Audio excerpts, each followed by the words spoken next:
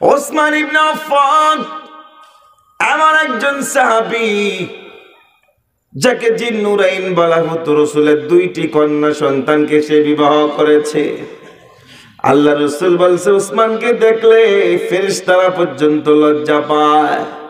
আমার যদি আরো কন্যা সন্তান জীবিত থাকতো, আমার যদি আরো কন্যা সন্তান থাকতো, আমি ওসমান ইবনে আফফানের কাছে আমি বিবাহ দিতাম। ওসমান ইবনে আফফান যেমন কোটিপতি ছিলেন, যেমন টাকাওয়ালা ছিলেন, ওসমান ইবনে আফফান তেমন আবার মোটা অঙ্কের দান করতেন। এমন একটা দান করছেন ওসমান ইবনে আফফান, যেই দানের কারণে আমার আল্লাহ পর্যন্ত খুশি হইয়া ঘোষণা দিয়ে দিছে, ওসমান যতদিন পৃথিবীতে বাঁচবে সে যদি কোনো গুনাহ করে ফেলে, আমি আল্লাহ তার আমল নামায় গুনাহ লিখব না। আল্লাহু আকবার! কেমন সার্টিফিকেট পাইছে! অতীতের গুনাহ মাফ, ভবিষ্যতে যতদিন থাকবে ততদিনের গুনাহ কি? আল্লাহু আকবার কয় না রে? দেখছেন কেমন সাহাবী। এবার বলেন যে হুজুর এত বড় সার্টিফিকেট সে কিভাবে পাইল? কিভাবে তার এত বড় গুনাহ ভবিষ্যতে বেঁচে থাকলে মরণ আগ পর্যন্ত তার কোনো গুনাহ করলেও আল্লাহ লিখবে না? কি কারণে বলুন একটু?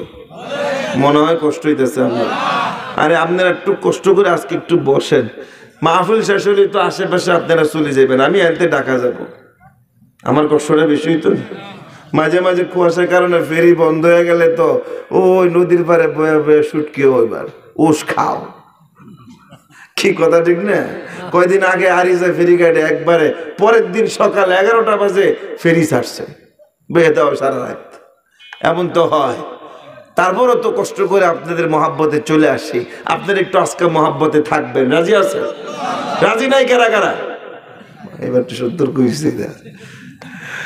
আল্লাহু আকবার। আমি মাঝে মাঝে টেস্ট করবো, আপনারা আমার সাথে আসেন। আমি গুলিস্তান থাকি তো বুঝছেন নি, পকেটে টাকা পয়সা থাকলে কিন্তু নাই হয়ে যায়।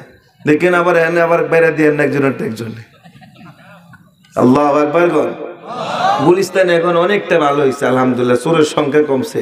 আবার এটা মনে করে আগামীকাল গুলিস্তান ছদ্মবেশে হাইটেন না, পকেট মারলে আমার দোষ নেই। বলে হুজুরের কথা ছদ্মবেশে হাঁটছে, অন্দি সব গেছে। অসাধু কিছু দুশ্মন থাকি, কথা ঠিক না? একটা কথা আছে না, চোরের কোনো শ্বশুর বাড়ি নাই, ঠিক নি? শ্বশুর বাড়িতে বেড়াইতে গেছে, ওখানেও চুরি করে আইল। এইটা হচ্ছে চোরের স্বভাব। পরিবর্তন হওয়া অনেক কষ্ট, কারণ যারা পরের হক আত্মসাৎ করে খাবে, এই রক্ত দিয়ে যদি তার ঘরের সন্তান তৈরি হয়, মুসালসাল ওই সন্তানের অভ্যাস, ওই সন্তানের চরিত্র পর্যন্ত খারাপ হয়ে যাবে। কথা ঠিক কিনা?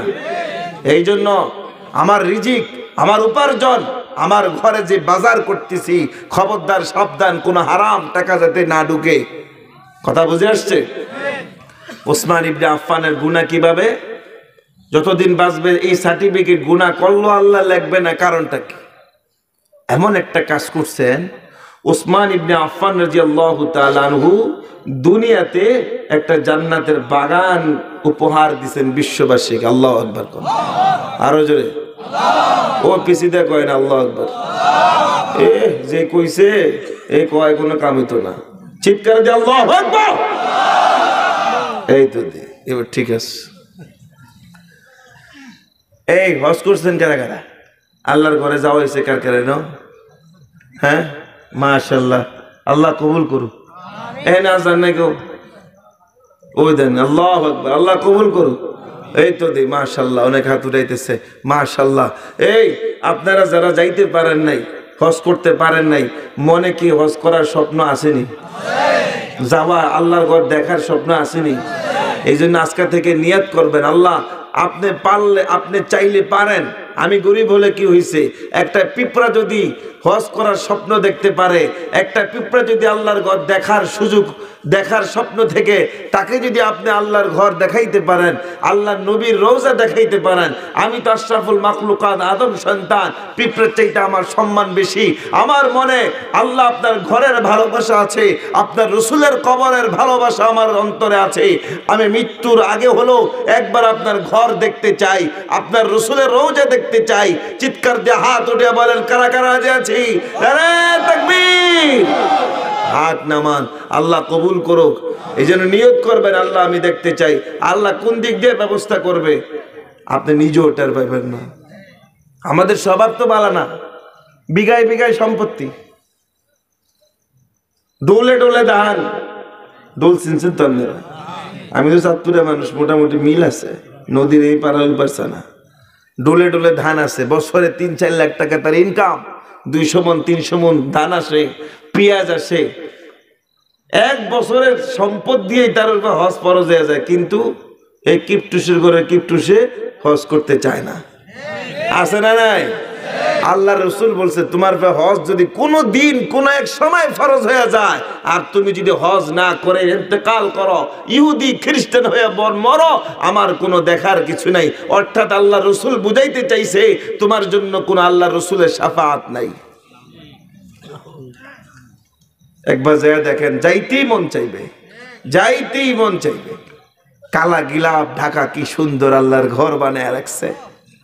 রসুলের রওজার সামনে গেলে ও বন্ধু কলিজাটা ফাইটা যায়, মনে হয় যে আমার রসুল এখনো ডাকে আয় আয় আয়। আল্লাহু আকবার। ওসমান ইবনে আফফান রাদিয়াল্লাহু তাআলা আনহু জান্নাত বানিয়ে দিছে। বলতেছিলাম মসজিদে নববীর মধ্যে যাবেন, মসজিদে নববীর মধ্যে গেছেন, রসুলের মিম্বার আর রসুলের রওজা এর মাঝখানে একটু জায়গা আছে, সবুজ গালিচা দেয়া ঢাকা। এইটার মধ্যে 2 রাকাত নামাজ পড়ার জন্য মানুষ খালি ফারাফারি করে। এইখানে 3 কাঠা সম্পত্তির মতো জায়গা হবে, হয়তো এই ঈদগার মতো জায়গা হবে। এই ঈদগার মতো এতটুক জায়গার এতটুক না, ওই অতটুক জায়গা হতে পারে। এই জায়গাটুকুর মধ্যে রসুল বলছেন যে ব্যক্তি 2 রাকাত নামাজ পড়বে সে আল্লাহ তৈরি জান্নাতের মধ্যে প্রবেশ করবে। মা বাইনাল কবরি ওয়াল মিম্বারি, এই হাদিসটি ওই জায়গায় গেটের মধ্যে লেখা রে বাবা, ওই জায়গায় লেখা আছে মা বাইনাল কবরি ওয়াল মিম্বারি রাউযাতুম মির রিয়াজিল জান্নাহ। রসুলের কবর আবার মিম্বারের মধ্যখানে যে জায়গাটা, এটা হলো একটা জান্নাতের বাগান। এই জায়গাটা উসমান ইবনে আফফান তার অর্থ দিয়ে কিনে দিছেন। আল্লাহু আকবার। ঘটনাটা কইতাম যেমন করতে, কিভাবে কিনছে। আল্লাহ রসুলের যে জায়গায় রওজাটা, কবরটা, এইটা ছিল আল্লাহ রসুলের ঘর। আর রসুলের যে মিম্বারটা মসজিদে নববী, ওইটা ছিল মসজিদে নববী। মাঝখানে 3 কাঠার মতো বা 2.5 কাঠার মতো জায়গা অন্য একজন ব্যক্তির ছিল। কথা বুঝতেছেন? আল্লাহ রসুল দেখতেছে দিন দিন মুসলমান হতেছে, সাহাবি বাড়তেছে, মুসল্লিরা জায়গা হচ্ছে না। রসুলের মসজিদে গেলেও এই জায়গার উপরে যাইতে হয় আর একজনের সম্পদ উপরে দিয়া। রসুলের মনে তামান্না হয়েছে যে এই জায়গাটুকু যদি আমি মসজিদে নববী বানিয়ে ফেলতে পারি, মসজিদের অংশ দিয়ে দিতে পারি, তাহলে মসজিদটাও বড় হলো, মুসল্লিরাও আনন্দের সাথে বেশি জায়গা পায়, তারা ইবাদত বন্দেগী করতে পারলো। কিন্তু কিভাবে কি করা যায়? ভাইরা আমার, আল্লাহ রাসূল সাল্লাল্লাহু আলাইহি ওয়াসাল্লাম ওই সাহাবীকে ডাক দিয়ে বললেন, জমিওয়ালাকে ডাক দিয়ে বললেন, ও জমিওয়ালা, তোমার কাছে একটা প্রস্তাব দিতে চাই। তুমি তো জানো আমি মক্কার অধিবাসী, মদিনা আমি হিজরত করছি। এখানে আমার কোনো সয় সম্পত্তি নাই, আমার কোনো টাকা পয়সা এখানে নাই, যা ছিল সব মক্কার কাফেরদের দখলে। এই জায়গাটুকুর মালিক তো তুমি। কয় দিন দিন মুসলমান ইমানদারের সংখ্যা বাড়তেছে, মুসল্লির সংখ্যা বাড়তেছে, আমি চাই এই জায়গাটুকু তুমি আমাকে দাও। রাসূল সাল্লাল্লাহু আলাইহি ওয়াসাল্লাম কে ওই সাহাবী বললেন, না, এই জায়গা দেওয়া যাবে না। ঘটনাটা কি দেখছেন? আল্লাহ রসুলের প্রস্তাব কেডি নাই। রসুল বললেন, তোমার সাথে আমি ওয়াদাবদ্ধ হতে পারি, তুমি যদি এই জায়গাটুকু আমারে দাও। আমি নবী যেহেতু দুনিয়াতে মূল্য দিতে পারবো না, আমি খোদার কসম খেয়ে লাগে বলি, হাসরের ময়দানে জান্নাতের মধ্যে পার্সোনাল ভাবে আল্লাহর কাছ থেকে তোমার জন্য এই জায়গার পরিবর্তে একটা বাড়ি উপহার দিব। আল্লাহর কাছ থেকে কি নিয়ে দিব? কিসের বিনিময়? জায়গার বিনিময়। এই সাহাবী কয়টা তো বাকি মরার পরের ঘটনা বুঝছিনি। গেছে গে, সন্ধ্যা হয়ে গেছে, সাহাবী বাড়িতে চলে গেছে। এক কান দুই কান, ওই যে একটা কথা আছে না, মানুষের কানা কথা নেটওয়ার্ক বাতাসের চাইতে বেশি চলে। সাহাবীগণ সবার কানে কানে গেছে গা। ঘটনাক্রমে ওসমান ইবনে আফফান ওই দিন মসজিদে নববীতে ছিলেন। ওসমান ইবনে আফফানের কানে চলে যায়। ওসমান ইবনে আফফান রাদিয়াল্লাহু তাআলা আনহু চিন্তা করলেন, আমার নবীর মনে কষ্ট হবে, প্রস্তাব ডিনাই হবে, এটা আমি কখনো মেনে নেব না। ওসমান ইবনে আফফান রাদিয়াল্লাহু তাআলা আনহু জানতে পারলেন রাসূল এই জমিটা ক্রয় করতে চাইছেন, এর বিনিময়ে এই মালিককে জান্নাতে একটা বাড়ি দিবেন। ওসমান ইবনে আফফান রাদিয়াল্লাহু তাআলা আনহু বললেন, এই সুযোগ আমি হাতছাড়া করতে রাজি না। এই রাতের বেলা হাজার হাজার দিনার কাফরের মধ্যে গাঁটটি বানলেন, রাতের বেলা বের হইয়া এই জমিনের বালিকওয়ালার বাড়িতে চলে গেলেন। দরজার মধ্যে করাঘাত করলেন, খোলা, আমি ওসমান ইবনে আফফান তোমার বাড়িতে আসছি। ওই সাহাবী দরজা খুললেন, বসতে দিলেন। বসার পরে বলে, আমি তোমার কাছে একটি জরুরি ভিত্তিতে একটা বিষয় নিয়ে আসছি। কয় কি বলেন? কাজকা সন্ধ্যাবেলা আল্লাহর রাসূল তোমার সাথে কোনো কথা বলছিনি? কাহা বলছিল। কি ব্যাপার, কি বিষয় বলছিল? বলতেছে ওই যে আমার জায়গাটুকুর ব্যাপারে। রাসূলের ঘরের পাশে যে জায়গাটুকু আছে, এই জায়গাটুকু আমার নেওয়ার জন্য রাসূল প্রস্তাব দিছে। কারণ দেখবেন, আপনার যদি একটা জায়গার বিশেষ প্রয়োজন হয়, এটা যদি ওই জায়গাওয়ালায় বুঝতে পারে, সুযোগে বড় করে একটা কূপ মারে, ঠিক কিনা? 1 টাকা 5 টাকা যায় হয়, মানে আপনি বেচারা কি করবেন, এটা তো নিতেই জায়গা, ঠিক না? ওই সাহাবী বললেন, জায়গা নেওয়ার জন্য প্রস্তাব দিয়েছিলেন, বললেন তুমি কি বলছো? আমি বলছি এই প্রস্তাবে আমি রাজি না, কারণ তুমি তো জানো ওসমান, এই জায়গাটুকু ছাড়া আমার কোনো আর জায়গা নাই। আমার সন্তান বেশি, এই অর্থ ছাড়া আমার কোনো সম্পদ নাই, এই সম্পদ ছাড়া আমার কোনো টাকা পয়সা নাই, এটাকে আমি চাষাবাদ করে আমি সংসার পরিচালনা করি। ওসমান ইবনে আফফান রাদিয়াল্লাহু তাআলা আনহু বললেন, আচ্ছা যাই হোক, এটা তো আমিও জানি, এটা তো আমারও জানা আছে, তবে রাসূল সাল্লাল্লাহু আলাইহি ওয়াসাল্লাম যেহেতু ওই জায়গাটুকু চাইছে, আমি ওসমান নেওয়ার জন্য তোমার বাড়িতে উপস্থিত হয়ে গেছি। আর তুমি তো জানো আমি ওসমানের অবস্থা সম্পর্কে যেন যাই, খালি হাতে ফিরি না। তুমি বলো কি করতে হবে, কি দিতে হবে? 2টা প্রস্তাব আছে, হয় টাকা নাও, না হয় ওই যে উহুদ পাহাড়ের পাশে আমার বড় খেজুরের বাগান আছে, এটার পরিবর্তে সেই খেজুরের বাগানটা নিয়ে যাও। আল্লাহু আকবার! কি প্রস্তাব!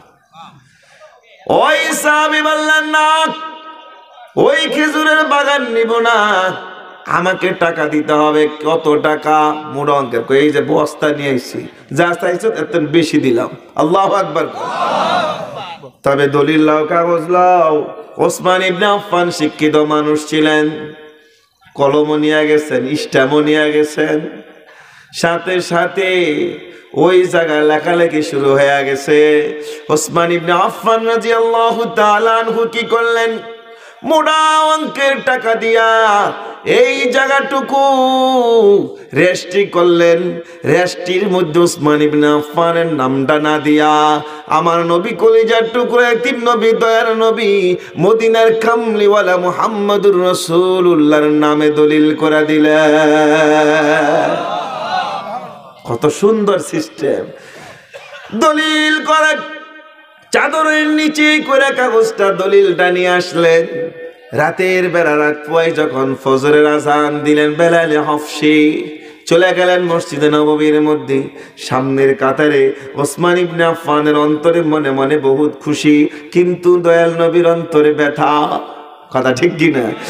ওসমান ইবনে আফফান রাসূলের পিছনে নামাজ পড়ে, রাসূলের পিছনে নামাজ পড়ে। রাসূল সাল্লাল্লাহু আলাইহি ওয়াসাল্লাম যখন সালাম ফিরাইলেন, সালাম ফিরানোর পরে আমার রাসূল ফজরের নামাজ সালাম ফিরাইয়া সাহাবীদেরকে লক্ষ্য কইরা বিভিন্ন নসিহত করতেন, আমলের কথা বলতেন। আসরের পরও সালাম ফিরাইয়া সাহাবীদের দিকে লক্ষ্য কইরা ফিরে বসতেন, ফজরও বসতেন।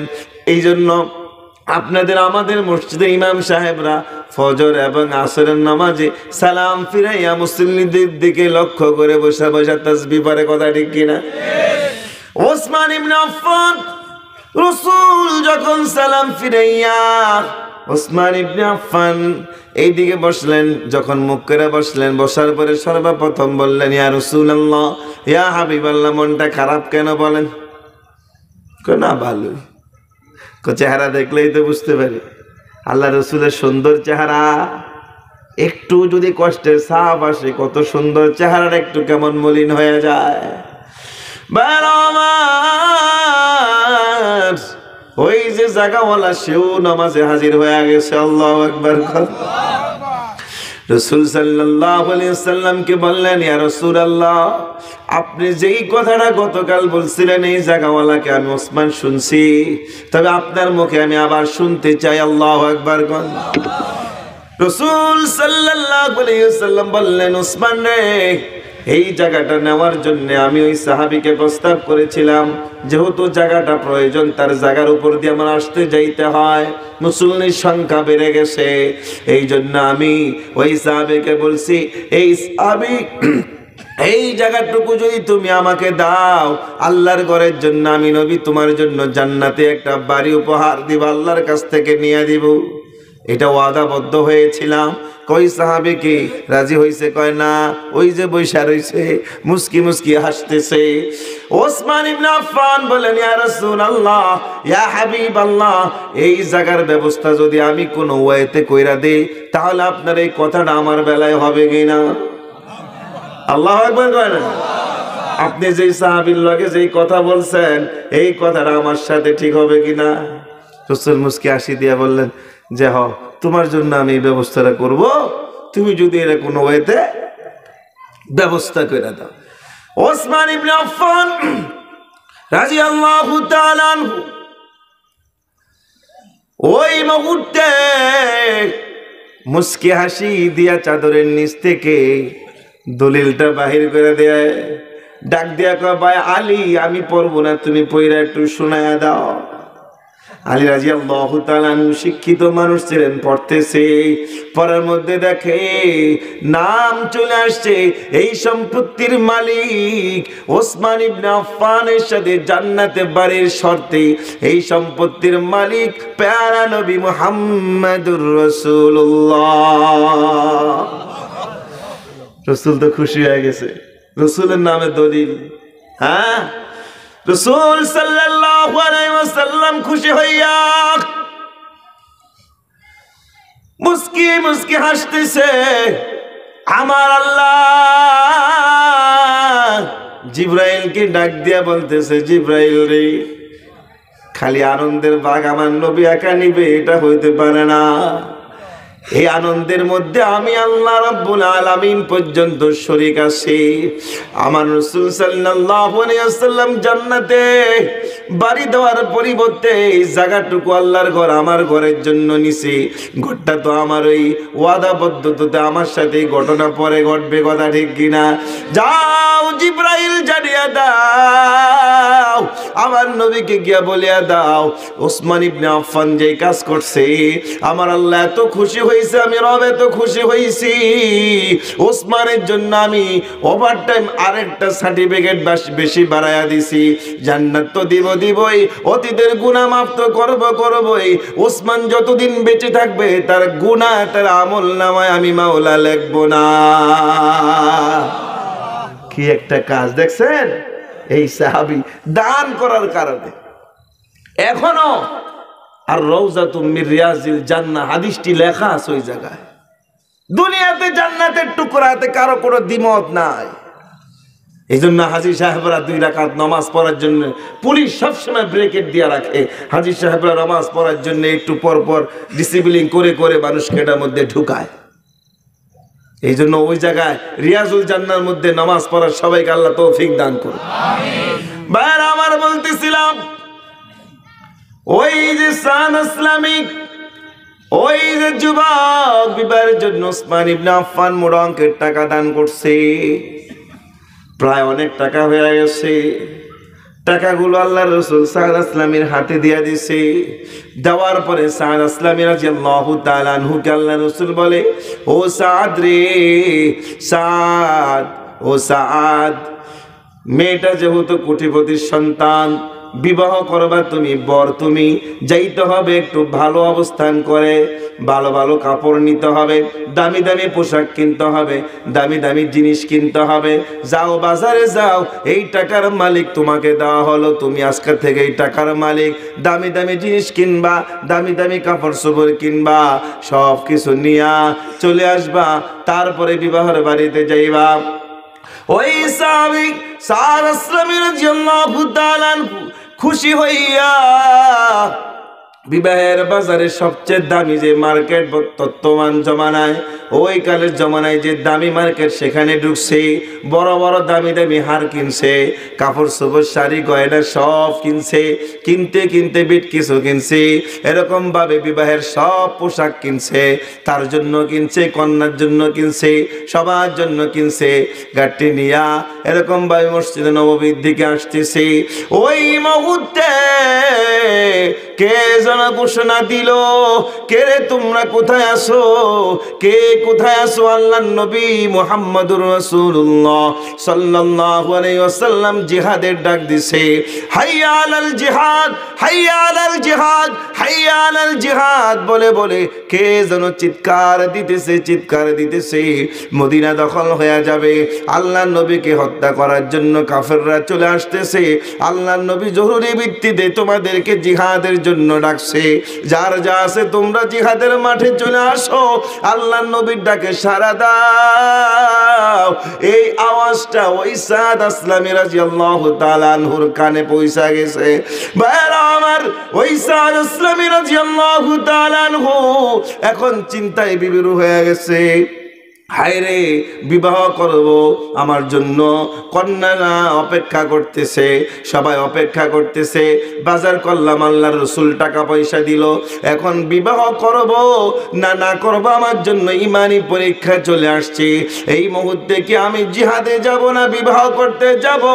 ওই সাহাবী রাদিয়াল্লাহু তাআলা আনহু চিন্তায় বিভীর হইয়া গিয়া ওই সাহাবী সিদ্ধান্ত নিলেন, না না, রাসূলের চাইতে আমার বিবাহ বড় না, আল্লাহর চাইতে আমার বিবাহ বড় না, ইসলামের চাইতে আমার বিবাহ বড় না। এই মুহূর্তে আমি সিদ্ধান্ত নিলাম, বিবাহের মাঠে আর যাব না।